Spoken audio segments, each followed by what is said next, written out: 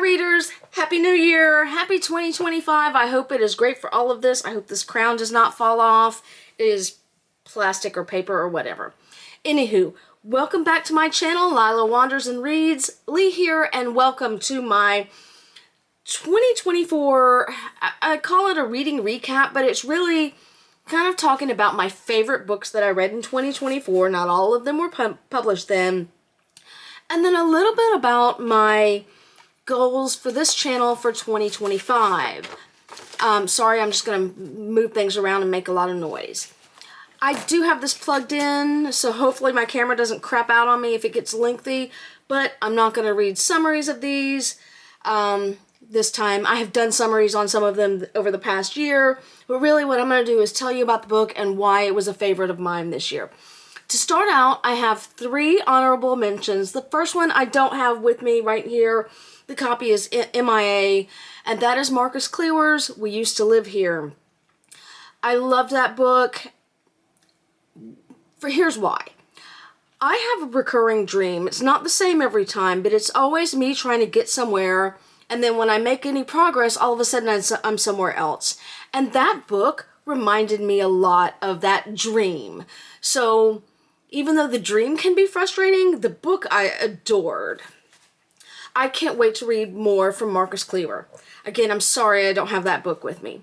The next 2 are, one is fiction, but it's a memoir, but she fictionalized it so she could take some liberties. And that is Sophie Kinsella's What Does It Feel Like? If you've watched my channel, you know I've talked about my mom died from glioblastoma, and that is the same diagnosis that Sophie Kinsella received 2 years ago. This is her book about that experience, and I thought it would devastate me, but I found it very therapeutic. I highly recommend it if you know someone who has suffered with that disease. It is gut-wrenching, but this kind of helped. I wish I'd had it to read back in the day, but obviously I could not.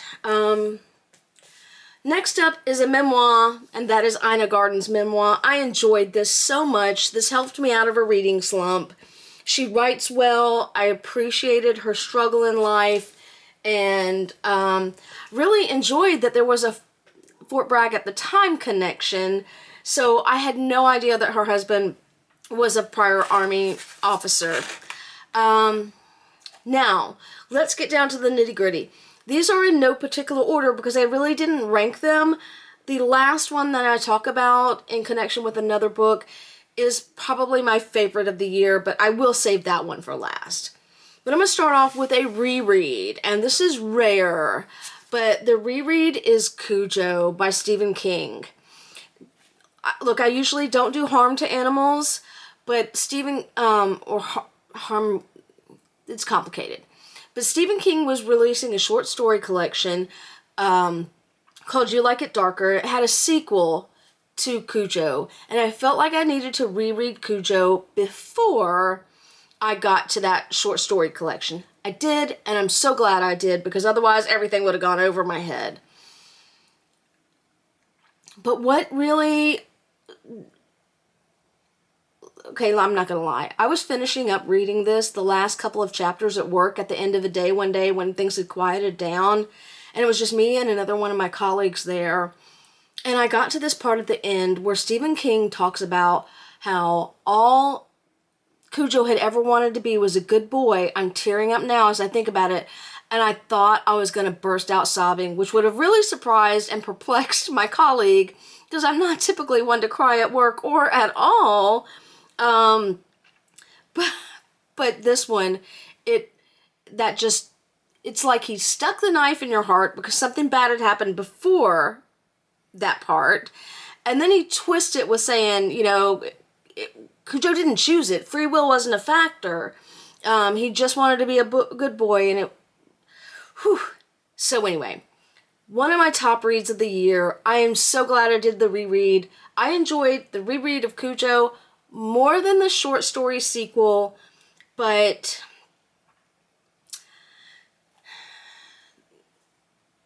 it's hard to say why. Anywho. Alright, next up, to me, I must have discovered this book on one of the social medias, It is very short. You can read it in the afternoon, and it is the best revenge story I think I've ever read, and that is Address Unknown by Catherine Cressman Taylor. I adored it. I loved, there's betrayal in this. There is revenge, like I said. It's only, this copy is 79 pages. Loved it. Loved it. So glad I found it. I highly recommend Address Unknown by Catherine Cressman Taylor. The next book is one that I didn't originally have on my best of the year for probably the first week after I read it. But I kept thinking about it. This isn't really my genre. I wasn't sure how I felt of it. It gives me some, is it dogma vibes? I'm not sure. Definitely noir fiction, which again, I don't go in for noir fiction. But that is C.J. Polk's Even Though I Knew the End. And even though I knew the end, I kept thinking about it and thinking about it after I finished it. And I just thought of another honorable mention, but I won't mention it. It's just that ship has sailed. Yeah, I was going to read a part of this, but I can't because it ruins it. But again, this is a story of family, of love, of found family. There are supernatural creatures. It's Dogma. That's what it reminds me of. It's Dogma because they're of the supernatural element and something I can't tell you about so as not to spoil it. This was a Nebula Award winner. I had another thing that was on the tip of my tongue to say, but again, I feel like I would be spoiling it if I even said that. I found this beautiful. I enjoyed it, even though it was outside of my genre. And after it was over, it lingered with me. And really, for all these books, most of them are about how they made me feel after. Now, will I forget some of these years down the road? Maybe. Probably. But this one, to me, was one that I just could not stop thinking about. So I went through, by the way, talking about this, I really picked up on my reading back in 2020, and I went through my Goodreads list of books read for 2020 this year, a few weeks ago, and some of them completely vanished from my memory. I don't think this will be one. Highly recommend. It's available at the Barnes & Noble. Love it. So one of the things that I did this year was a Booker project. So I read several books from the Booker long list. 1, 2, 3, 4, ended up at least 5. And this one surprised me. But I really enjoyed that project, even though every book I didn't fully connect with. Because it stretched me, I felt. However, there were a couple, too, that I really connected with. The first one was The Safe Keep by Yael Vandervouden.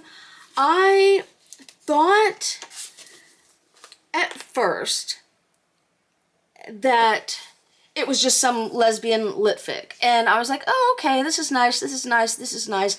And then it gets to a point and the author flips a switch and you see what was really going on the whole time.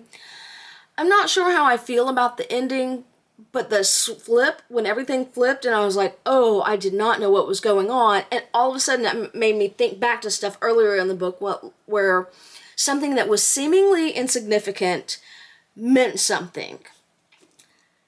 This, for this year, really is in keeping with a under theme that I've had, sub theme, whatever, and that is World War II fiction.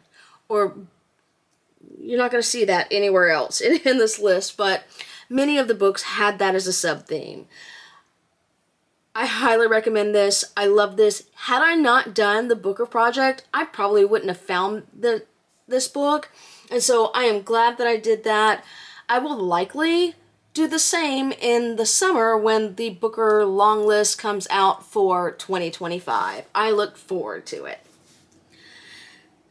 On Saturday, I am going to post a video, hopefully, for Saturday snacks. And this is going to be about British cookbooks. One of my favorite things to do on a weekend morning is get up, make my coffee, and watch the Great British Baking Show. I love that show. It's a reality TV show, but there's not any of that conflict that you see in some of the reality shows. That's not the point of it. Nobody's going at each other. Everybody's supportive. It makes me feel good. And Mrs. Quinn's Rise to Fame also made me feel good. That is Olivia Ford, by the way. I will say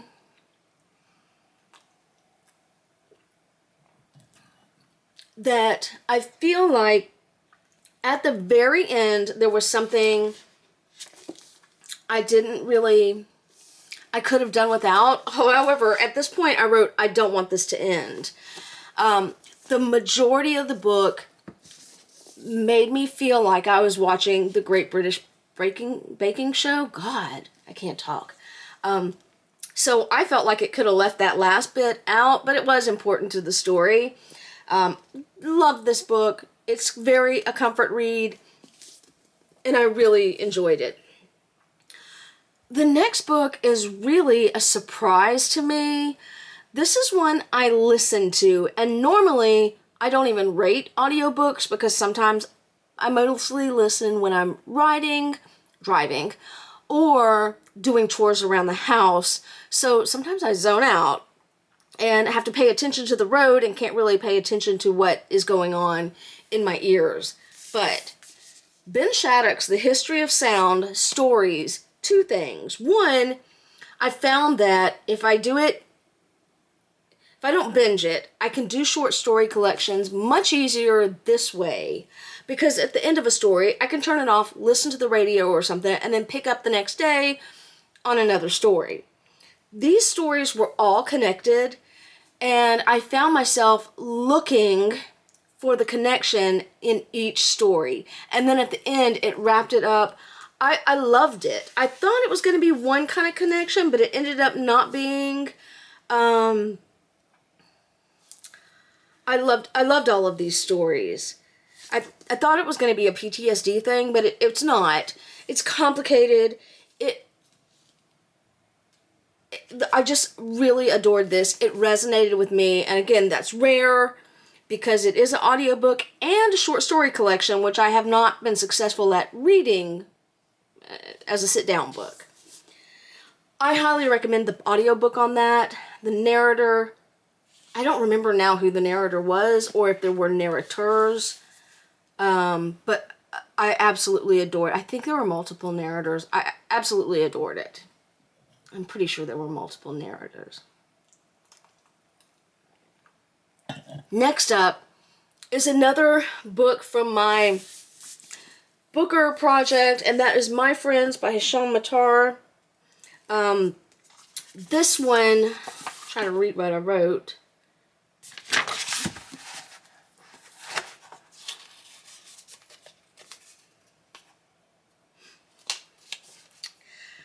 This is a historical fiction book about a real event, and that was a shooting outside the Libyan embassy in London. I went down a whole rabbit hole on Wikipedia looking about what happened at the real event. There's not much out there.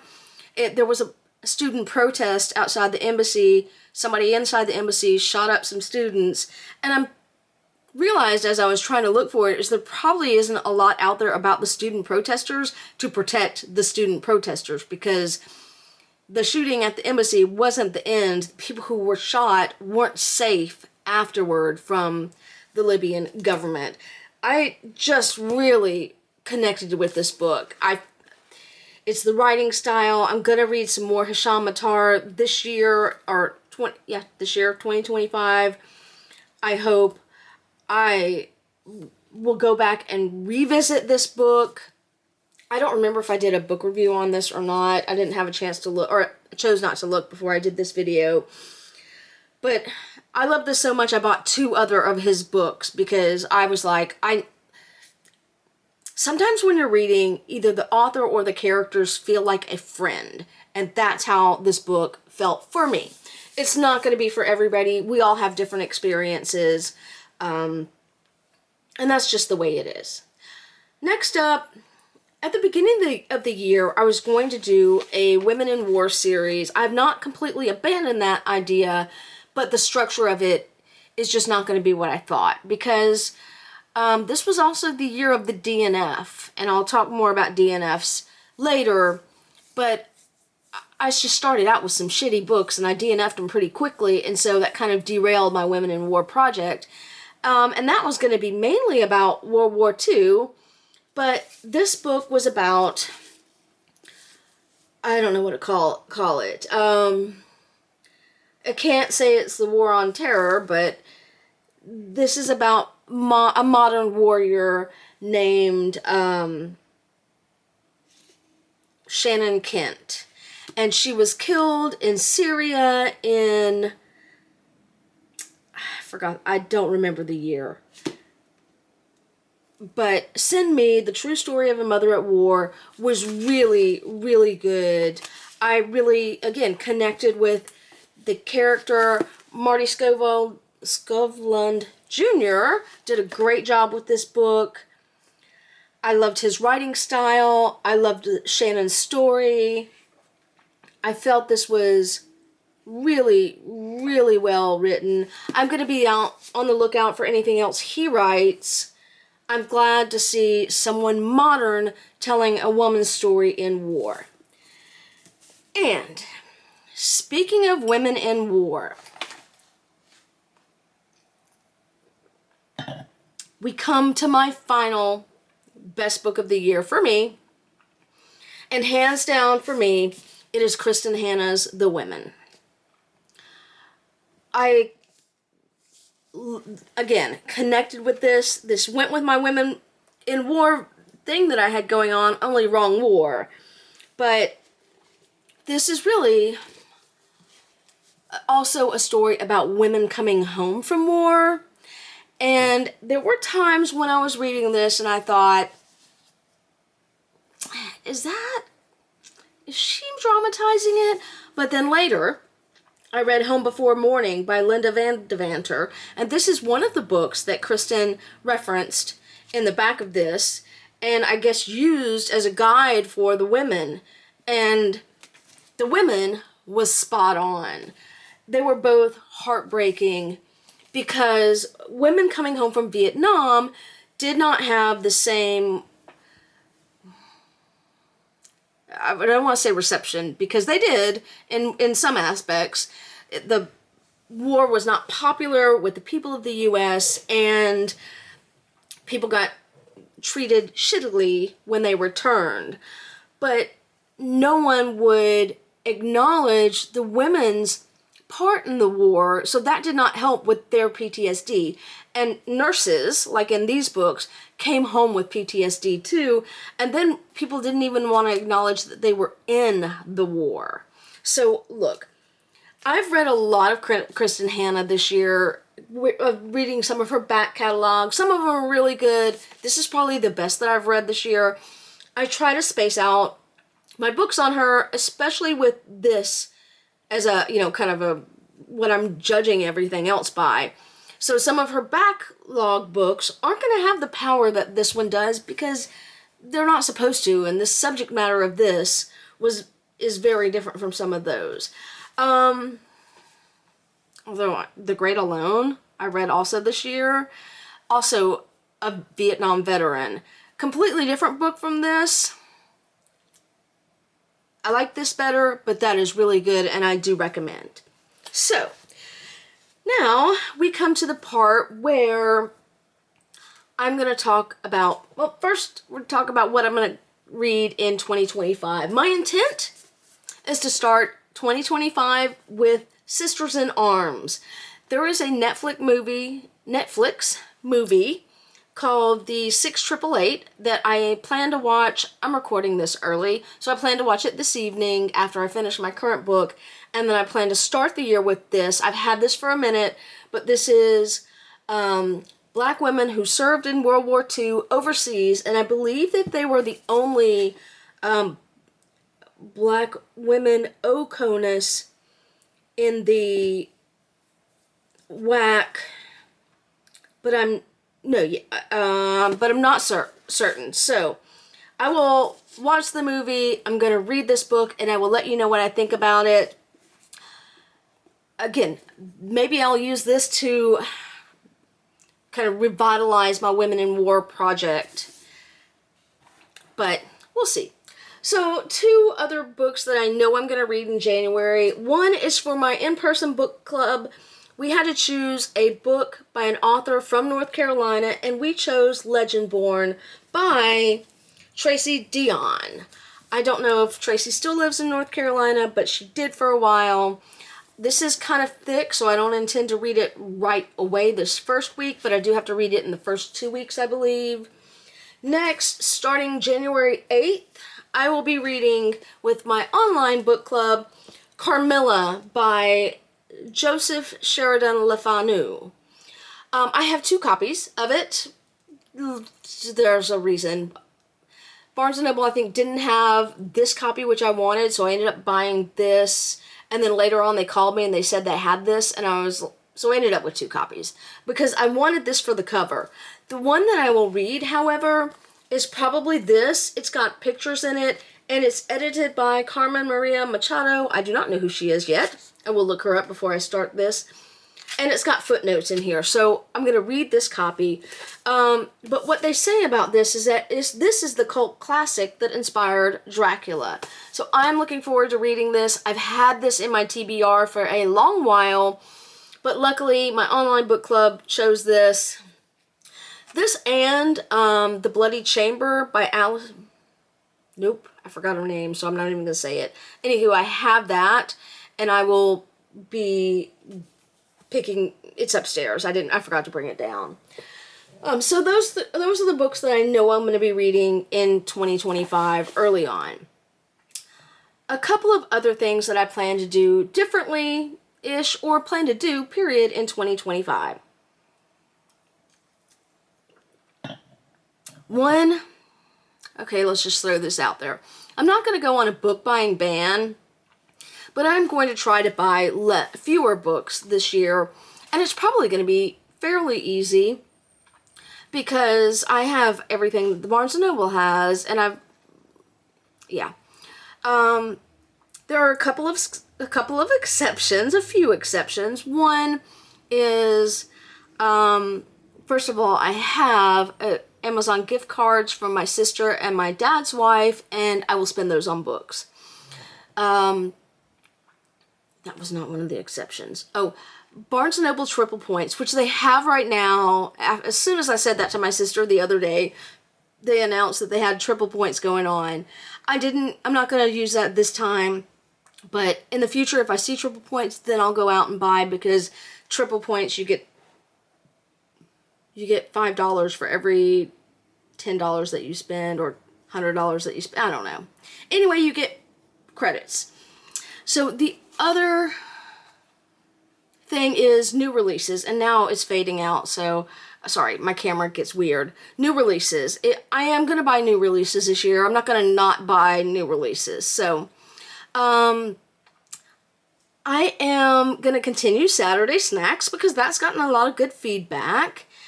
And I am going to think about doing another Booker project. I'm not ready to commit to it 100%. I had to really think about it because Lonesome Dove, which should be in this pile, really was a long, heavy read, and I need to have some lightness before I go back to heavy. But I'm thinking about doing another kind of Booker project in addition to reading stuff on the long list. And then I've not talked except for recently, I haven't talked as much about the DNFs and why. I'm going to add those into my weekend books and track those. Sometimes I know I can come back to a book later and it be a completely different experience, but I also want to hold myself a little bit accountable and not DNF just to DNF. And I feel like if I talk about it, then I have to explain myself. This is why I did not finish it. It got on my nerves, or it was this, or it was that. And I think I've done that recently, but I don't think I've done it all consistently throughout the year. Finally, one of you guys commented on one of my shorts the other day and asked if I would consider doing a short of my favorite books of all time. Well, that got me thinking. First of all, I don't think one short will be able to contain all of my favorite books of all time. And then I've got to really think about my favorite books of all time. What are they? What has stood the test of time? So I might do a series of shorts throughout 2025. And that is it for now. We'll see what 2025 brings. One thing I've learned that has actually been really helpful is, I started out last year with a plan and I was going to do this, this, and this, and then plans don't always go the way that you think they will, and I had to react to things not working out the way I wanted to. I said finally, just kidding. Here's the real finally. I've been clear from the start that I am not an editor. I am going to try to up my tech savvy to maybe do an intro and an outro at some point during the year. But I am firm on my not editing because I actually took an editing class, a film class in college, and had to edit actual film. That's not easy. It's much easier on digital. But when I watch some other folks on YouTube, you can clearly see their edits, and I don't want that. I'm not going to clean up my messes. I'm going to have my mess right here on camera so you can watch it. But I do want to try to get a little bit more tech savvy so I can have an intro and an outro. And I just have not spent the time. I haven't tried to in 2024. Anywho, that is it for me. Thank you so much for coming with me on this journey and sticking with me on this journey. This is my first full year. Coming up will be my second full year of doing YouTube, and I've really enjoyed it. Again, thank you for sticking with me, and happy reading, and Happy New Year.